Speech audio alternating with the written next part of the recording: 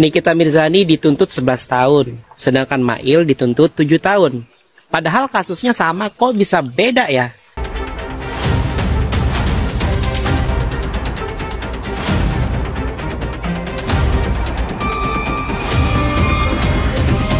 Drama hukum Nikita Mirzani kembali mencuri perhatian publik.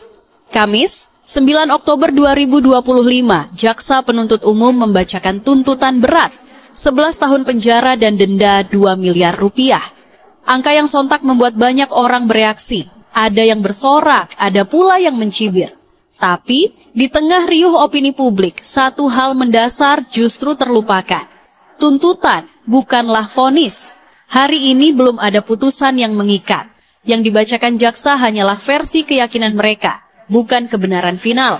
Keputusan akhir tetap berada di tangan majelis hakim. Proses hukum masih berjalan dan Nikita Mirzani masih memiliki ruang perlawanan. Dalam sidang selanjutnya, Nikita akan diberikan haknya untuk menyampaikan pledoi, nota pembelaan, atau dengan kata lain, kesempatan bagi terdakwa untuk meluruskan tuduhan, membantah narasi yang disusun jaksa, dan membela diri.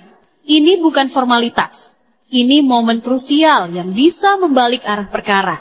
Seperti halnya di banyak kasus besar lain, pledoi sering menjadi titik balik saat argumen hukum menggugah nurani majelis hakim dan fakta di persidangan menyingkap sisi yang selama ini ditutup oleh opini publik. Kalau pledoi Nikita berhasil membongkar ketidakkonsistenan dakwaan, bukan tidak mungkin hasil akhirnya bisa jauh di bawah tuntutan atau bahkan bebas.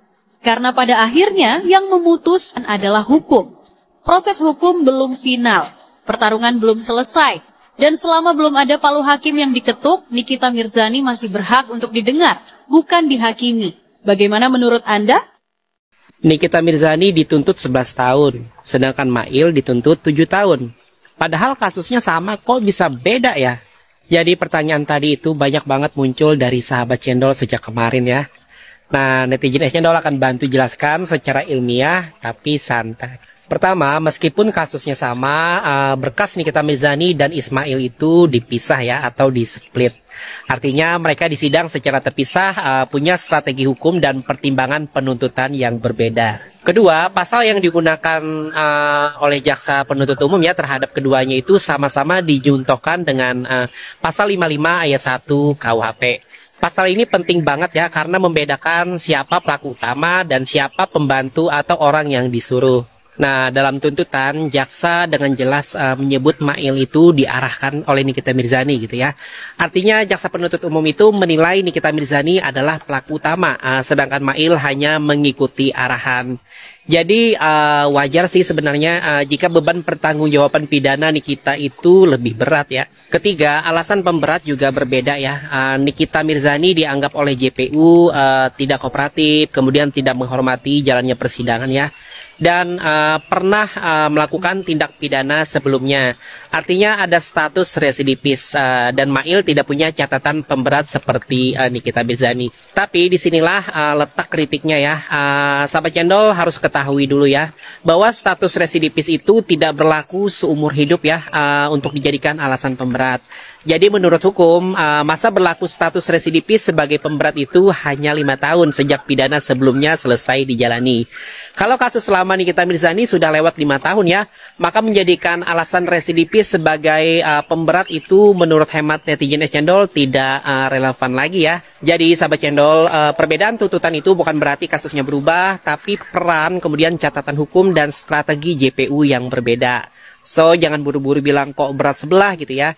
Kita lihat dulu dasar hukumnya. Tapi juga jangan telan mentah-mentah tuntutan jaksa. Karena ujungnya tetap ada di tangan majelis hakim melalui putusan dan ketuk palu. Stay tune terus di VT Netizen Cendol. Haters Nikita Mirzani yang hatinya busuk nangis di pojokan karena sumpah serapah 20 tahun yang mereka gaungkan setiap hari ya. Ternyata mentok cuma dituntutan 11 tahun penjara. Ingat loh ya, tadi dibilangnya kan buat haters Nikita Mirzani yang hatinya busuk. Jadi jangan kebaperan semua deh. Kalau lo merasa baper, berarti lo haters Nikita Mirzani yang hatinya busuk. Nih, jambu monyet. Jadi banyak juga yang langsung teriak tuntutan itu biasanya nggak jauh-jauh dari vonis gitu ya. Bahkan netizen nasional juga pernah tuh bilang begitu waktu kasusnya Isa Zega. Tapi ingat nih, Hukum itu kontekstual, artinya satu rumus tidak bisa dipakai untuk semua perkara. Meskipun pasal yang digunakan sama, analisis yuridis, kemudian peran terdakwa, kemudian alat bukti ya, dan pembelaan juga bisa menghasilkan hasil akhir yang jauh berbeda. Ini buah coklat, jadi ini bukan green screen ya, lagi. Nah, contoh sederhananya misalnya ya, dua orang yang bisa kena pasal yang sama ya, tapi perannya beda, vonisnya pun bisa beda. Kemudian, misalnya dua orang yang bisa saja punya catatan hukum yang berbeda ya. Jadi pertimbangan hakim pun pasti berubah. Jadi generalizing ya, atau menyamaratakan semua kasus itu adalah bentuk kedangkalan logika hukum. Nah, sekarang kita masuk ke aspek spiritual dan realita kehidupan. Apakah kira-kira keberuntungan semua orang itu akan sama? Apakah nasib Isa Zega dan Nikita Mirzani pasti identik? Tentu saja tidak ya. Jadi setiap kasus itu punya cerita dan jalan takdir sendiri-sendiri ya, sahabat channel. Ada yang dihancurkan, ada pula yang justru bangkit di saat semua orang ingin melihatnya jatuh. Jadi buat para haters Nikita Mirzani yang hatinya busuk ya, yang udah siap pesta pora 20 tahun penjara, itu mungkin sekarang waktunya ambil tisu. Duduk manis dan belajar sedikit tentang hukum.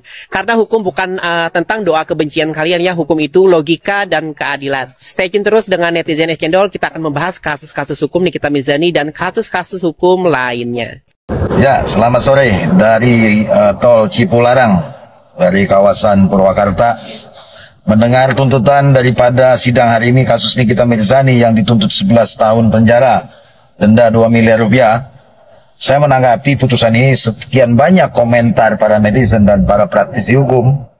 Saya ingin berpendapat berbeda. Terhadap tuntutan tersebut sah-sah saja jaksa penuntut umum melakukan tuntutan selama 11 tahun penjara terhadap Nikita Mirzani dan juga denda 2 miliar rupiah. Namun semua itu kewenangan ada di majelis hakim dalam memeriksa dan mengadili perkara tersebut. Bagaimana apabila ternyata putusan majelis hakim itu onslap? Coba bisa dibayangkan nggak? Ternyata putusan majelis hakim terhadap terdakwa Nikita Mirzani onslap, yang mana putusannya dinyatakan lepas. Putusan onslap ini adalah suatu perbuatan, memang ada perbuatan daripada terdakwa, tetapi perbuatan tersebut bukanlah merupakan tindak pidana, misalkan gitu. Artinya ada penerimaan uang 4 miliar, tetapi bukanlah dari hasil pemerasan, melainkan hasil kerjasama atau kesepakatan yang dipidanakan. Itu pendapat pribadi saya. Jadi kita masih menunggu terhadap pledoi daripada terdakwa ini, yang mana Mail juga dituntut 7 tahun penjara, sama juga denda subsidi 2 miliar rupiah, subsidi 6 bulan kurungan. Kita tunggu saja putusan ini, nggak ada yang mustahil dalam hukum ini. Kenapa? Karena majelis hakim pasti punya pertimbangan-pertimbangan hukumnya dalam judis fakti. Pertimbangan majelis hakim dalam menganalisa sebuah proses hukum itu sendiri, dalam perbuatan hukum itu sendiri, pastinya harus jelas. Dikatakan alat bukti dalam kasus pidana ini harus lebih terang dari cahaya.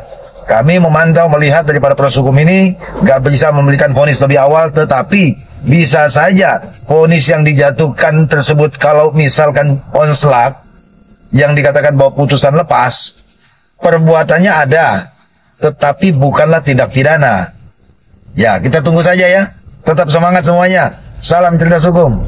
Proses persidangan putusan Nikita Mirzani nanti ya, dan tuntutan jaksa kemarin 11 tahun denda 2 miliar. Dalam hal ini bahwa upaya yang harus dilakukan dalam istilah hukum adalah onslaught van Rechtsvervolging. Ya. Jadi boleh kita di sini membebaskan Nikita Mirzani, artinya bahwa tidak bisa kita menghukum Nikita Mirzani secara pidana di sini.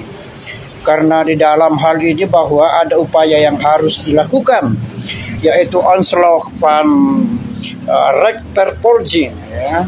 Jadi ini artinya bahwa adalah sebuah teori hukum Belanda yang harus dipakai di dalam hal ini. Jadi artinya bahwa Nikita Mirzani kembali lagi saya mengatakan tidak bisa dihukum dan tidak bisa diponis sesuai dengan tuntutan jaksa 11 tahun ya dengan pidana di sini. Karena kenapa? Ya memang ada hukum itu yang mengatakan ya harus dikaji dan disimak sebagai acuan untuk menjadi sebuah dasar di dalam pledoi nanti atau ada upaya-upaya hukum lain yang harus dilakukan di sini.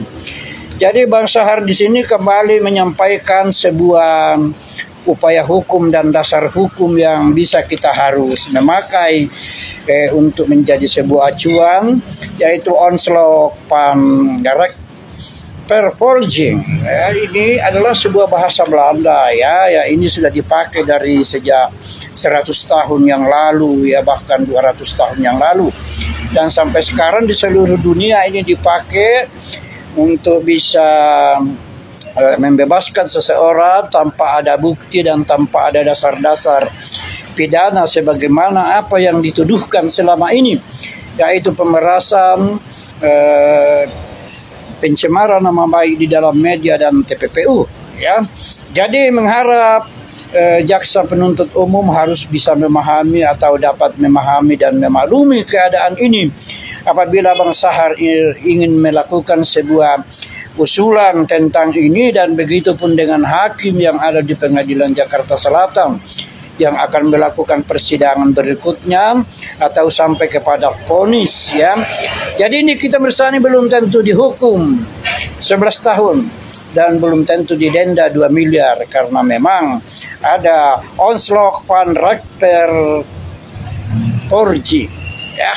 Ya, artinya bahwa tidak bisa dipidana oleh Nikita Mirzani, tidak bisa dituntut, tidak bisa divonis dalam hal ini. Ya, tentunya mengarah kepada sebuah perdata ya, sehingga nanti akan muncul upaya-upaya lain yang harus dilakukan oleh Bang Sahar, akan memberikan usulan-usulan, memberikan masukan-masukan, saran-saran baik di kejaksaan maupun di pengadilan dan lembaga-lembaga yang terkait.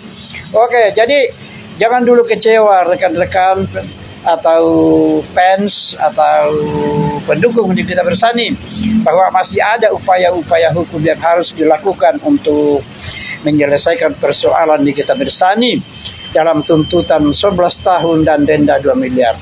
Oke, sampai di sini dulu Bang Sahar. Selamat pagi. Assalamualaikum warahmatullahi wabarakatuh. Salam advokat.